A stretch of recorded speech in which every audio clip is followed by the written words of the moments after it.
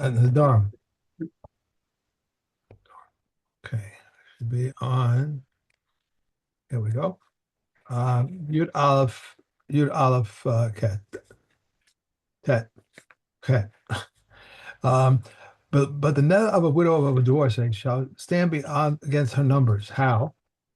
If she said, "I will be a Nazirite after 30 days," even if she marries within 30 days, he cannot revoke it. If she vowed by other 130, he may revoke it. How? If she said, "I will be a Nazirite after 30 days," even if she is widowed or divorced within 30 days, it is revoked. If she vowed on the same day and was divorced on the same day, and he took her back on the same day, he cannot revoke it. This is the general rule. If any woman had entered into her own authority for even 1 hour, he cannot revoke her neder. There are nine narrows whose Nadarim stand: a Bogaris who is an orphan, a Nara who became a Bogaris and is an orphan, a Nara who has not become a Bogaris and is an orphan, a Bogaris whose father died, a Nara who became a Bogaris and a father died, a Nara who has not yet become a Bogaris and a father died, a Nara whose father died and after her father's death she became a Bogaris, and a Bogaris whose father is living, a Nara who became a Bogaris and whose father is living. Rabbi Yehuda says also, if one married off his mind a daughter and she became widowed to divorce and returned to him, she is still a Nara. Your father this, then he did this, then he can revoke. That's fine. Skip one. Skip one.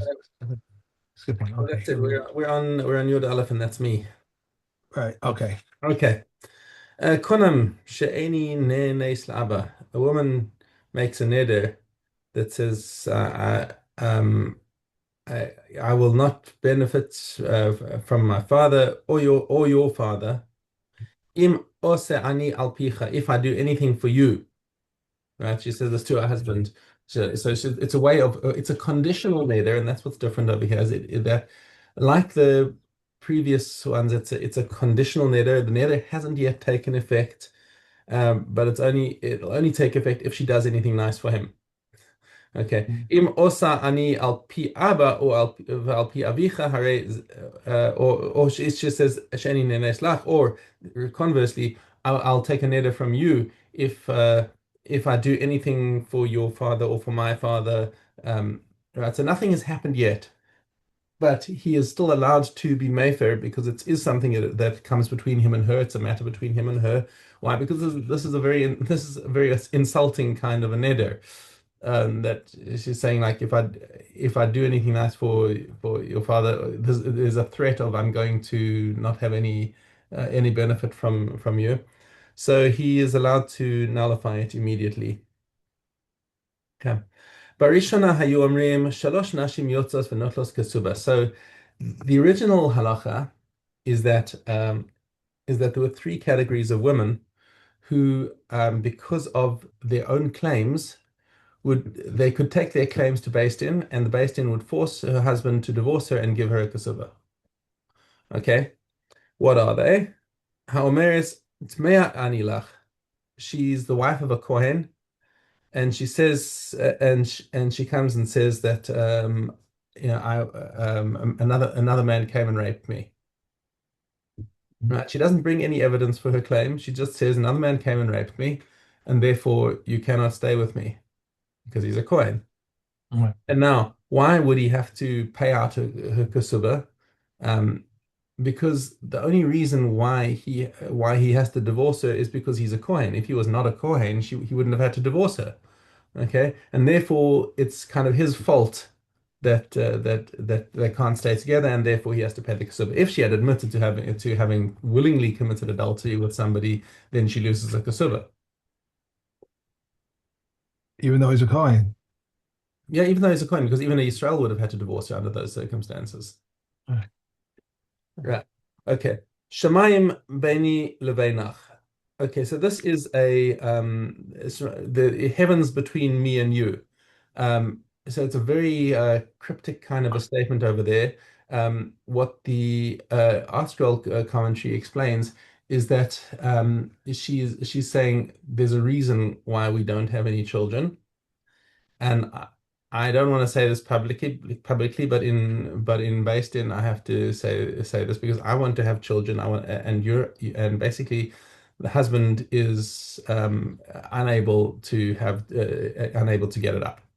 he's unable to have the children, and she doesn't want to embarrass him, but ultimately she wants to have children for her old age, and he's unable to provide. So they take her claim at face value and say, listen, if you can't, then you must divorce her and give her a kasubah. Okay. Natula ani min Yehudim, or she takes a neder of hana from everyone, from every Jew, including her husband. So she's not, there's nothing personal against her husband.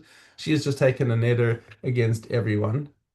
And in other words, she's a neder against relations with anyone. In other words, even if he had to divorce her, she would not be allowed to marry anyone. So he can't take it as a personal thing.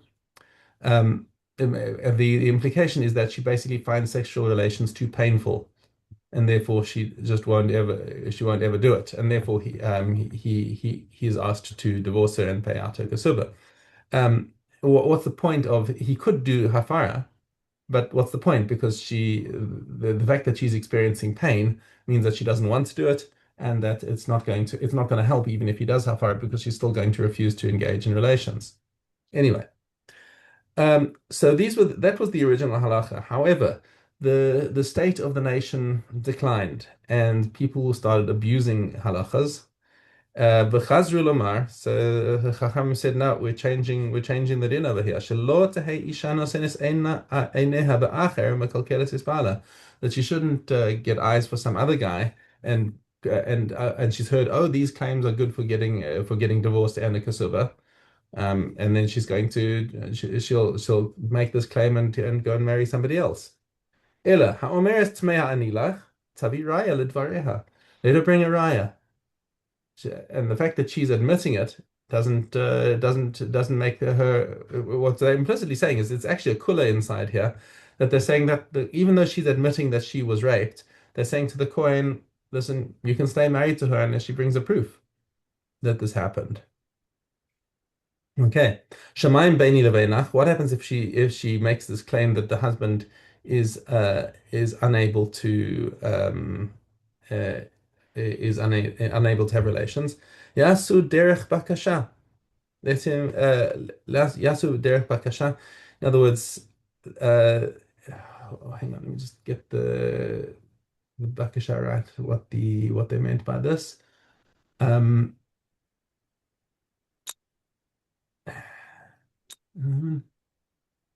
yasu derech bakasha.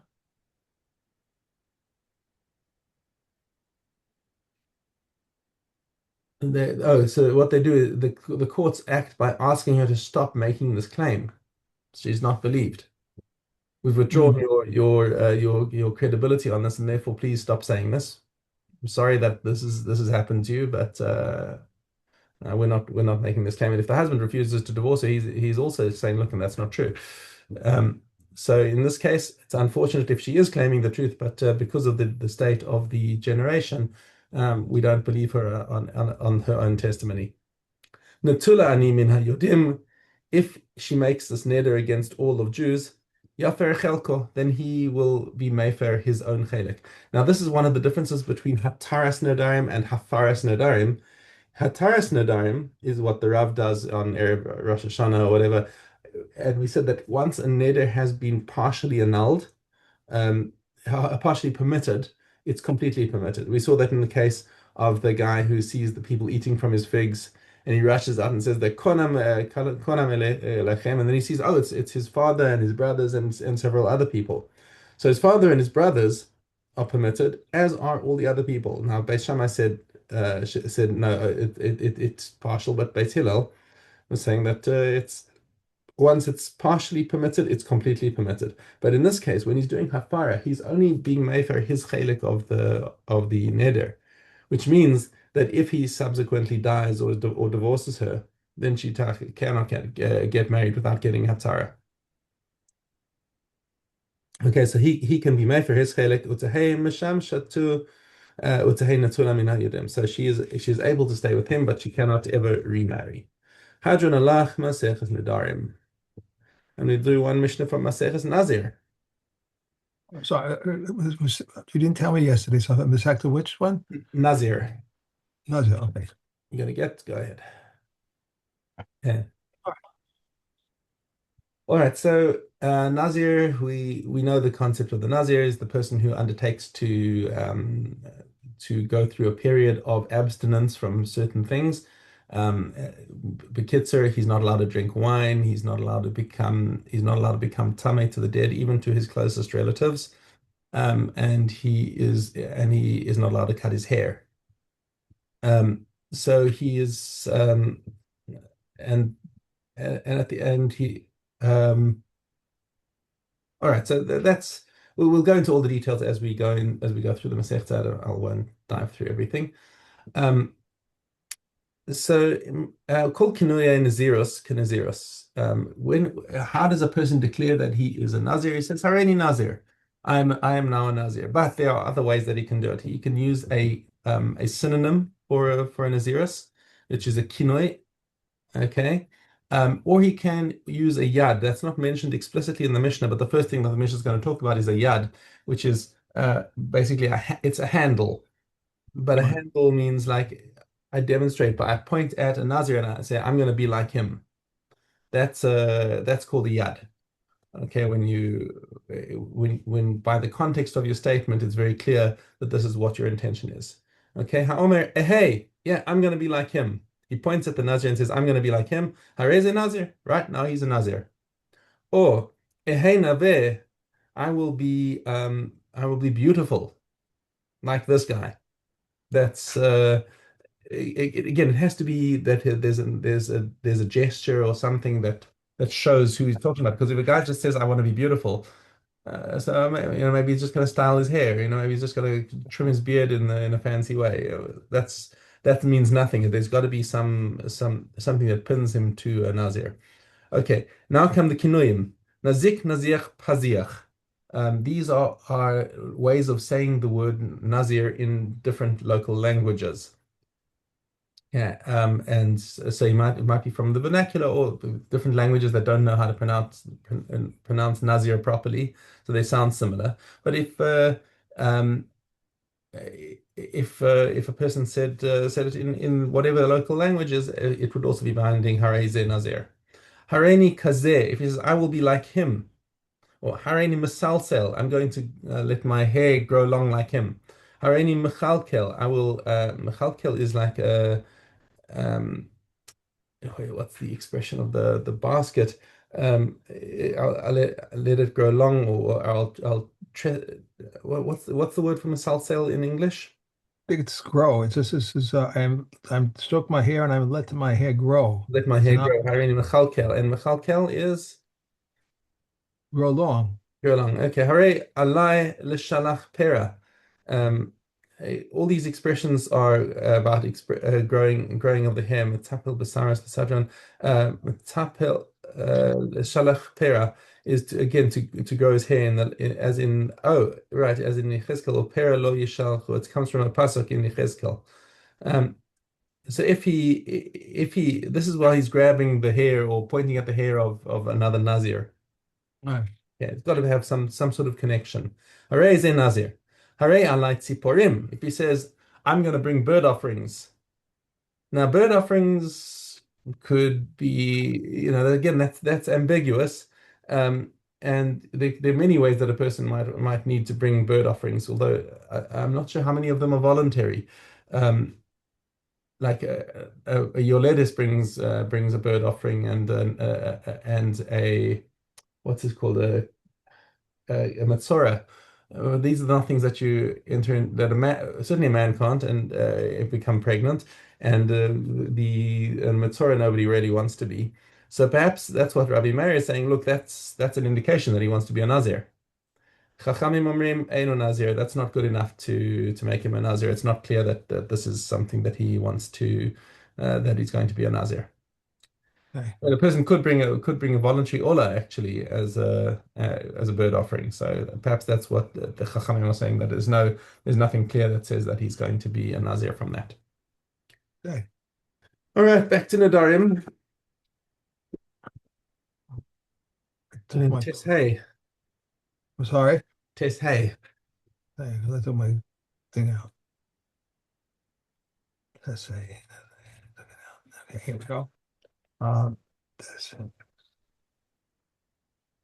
there are five. There are five. They can find ground to annul a man's nether by reason of his wife's kasuba. It happened once that a person made a nether prohibiting benefit from his wife, and a kasuba was 400 dinars. He came before Rabbi Akiva, who obligated him to pay a kasuba to her. He said to him, Rabbi, father left 800 dinars, my brother took 400, and I took 400. Is it not enough that I should take 200 and he 200? Rabbi Akiva said to him, even if you have to sell the hair on your head, you must pay for her kasuba to her. He said to him, had I known that this was so, I would not have made the nether. Therefore, Rabbi Akiva permitted her. They can find grounds to annul a nether by reason of festivals on Shabbos, and they are all permitted. Sorry. At first, they used to say those days are permitted, but all the other days are forbidden, until Rabbi Akiva came and taught that a nether which has been nullified in the part is nullified in its entirety. How, in a case where someone said, Kohen, and what benefit do I derive from you, is one of them is permitted.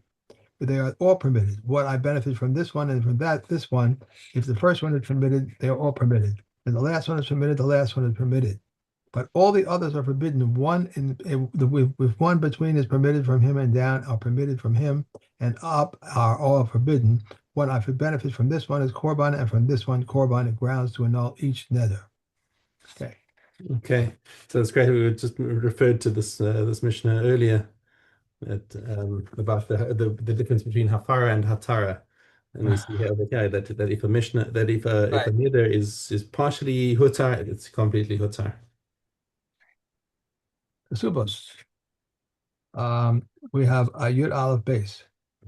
If I was married to two wives and he died, if one was married to two wives and he died, the first one takes precedence over the second one, and the first one's heirs take precedence over the second one's heirs. If he married the first one and she died, and he married the second one and he died, the second one and her heirs take precedence over the first one's heirs. If one was married to two wives and they died, and subsequently he died, and all the orphans claimed their mother's kasuba, but only there is enough of two kasubas they share equally. If there was a surplus of a dinner, these take their mother's kasuba, and those take their mother's kasuba. If the orphan said, we evaluate our father's property at a dinner more in order that it should take their mother's kasuba, we do not heed them, rather we place the property in court.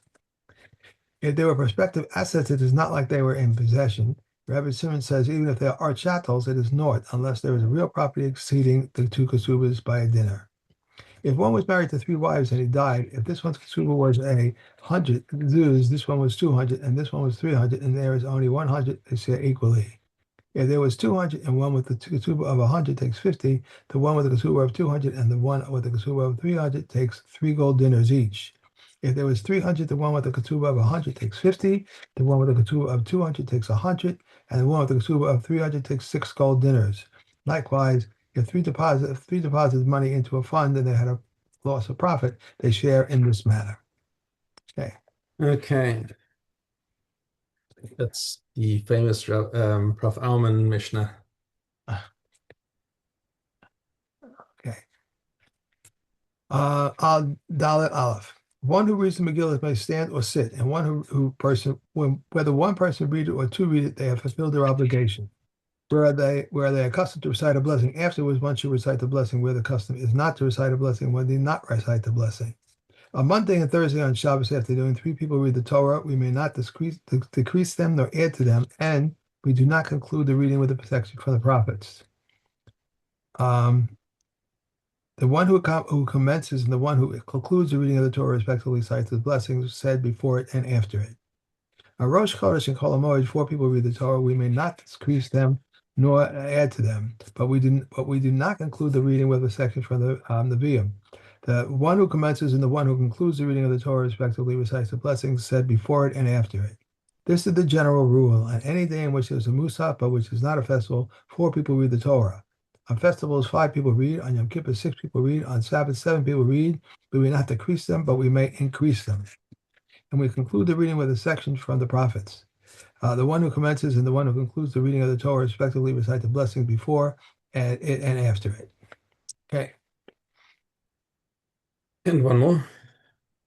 We may not divide the Shema, nor go before the ark, nor may the Kohen lift their hands to recite the priestly blessing, nor do we read publicly from the Torah, nor do we conclude with a section from the Nevi'im, nor do we make standing and sitting tributes at the funeral, nor do we say the mourner's blessing. nor the consolation to the mourners, nor are the wedding blessings recited, nor is God's name mentioned in the invitation to the grace after meals, in the presence of fewer than 10 men. In the appraisal of lands, 9 men and a Kohen are required, and the appraisal of a human is the same. Okay. Oh. And challah. If one makes dough from wheat and rice, if Okay, one has hold on. Chala, we're on test. That's, I'm sorry. If one takes leaven out of dough from which challah has not been taken and puts it into dough from which challah has been taken, if he can provide from elsewhere, he takes according to calculation, but if not, he takes one challah for the whole. Otherwise, if gathered olives became mixed up with the nichuf Oh, you're going olives, backwards. uh, um, I did 8. This is 9 now. 9. You started with 9, but then I think you turned the page in the wrong direction because there's nothing in about I actually started with 7. So all right, so I did 8. Now doing 9. Right? We're starting with 9. Okay. Likewise, if gathered olives became mixed up with nikuf olives, gathered grapes with gleaners grapes, if he can provide from elsewhere, he takes according to calculation. If not, he takes truma and misa for the whole, and the rest misa and misa sheni according to calculation. If one takes leaven from wheaten dough and puts it into a rice dough, if he has the taste of cereal, he is liable to challah, and if not, he is exempt. If so, why did they say table renders forbidden any quantity of its own kind, but of a different kind, it imparts flavor?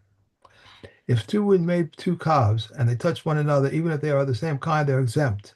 If they belong to one woman of the same kind, they're liable. Of different kinds, they are exempt. Okay. Okay. All right. Negayim.